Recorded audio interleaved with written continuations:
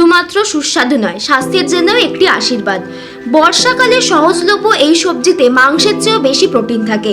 এর অনেক উপকারিতা রয়েছে। বারাণসীর অ্যাকিউপ্রেশার বিশেষজ্ঞ অনিরুদ্ধর পাণ্ডের কথা অনুযায়ী কাঁকরোল শুধুমাত্র সুস্বাদু নয়, স্বাস্থ্যের জন্য একটি আশীর্বাদ। কাঁকরোল একটি স্বাস্থ্যকর সবজি যা বর্ষাকালে স্বাভাবিকভাবেই পাওয়া যায়। সবুজ এবং গাঢ় সবুজ রঙের এই সবজির বাইরের অংশ নরম কাঁটা থাকে। হিন্দিতে কাঁকরোল নামে পরিচিত। এটি প্রাচীন আয়ুর্বেদ ঔষধি গুণাবলীর জন্য বিখ্যাত। কাঁকরোল দুই ধরনের, স্বাদে মিষ্টি এবং তেতো।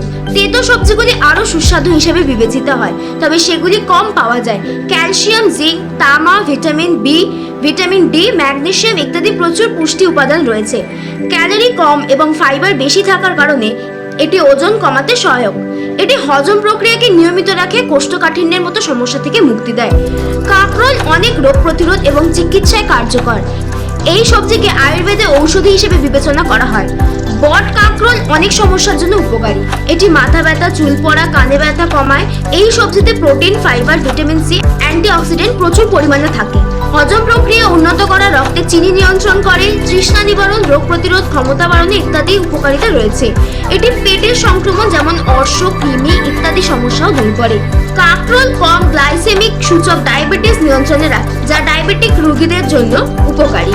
Shashwati Chatterjee report, target news.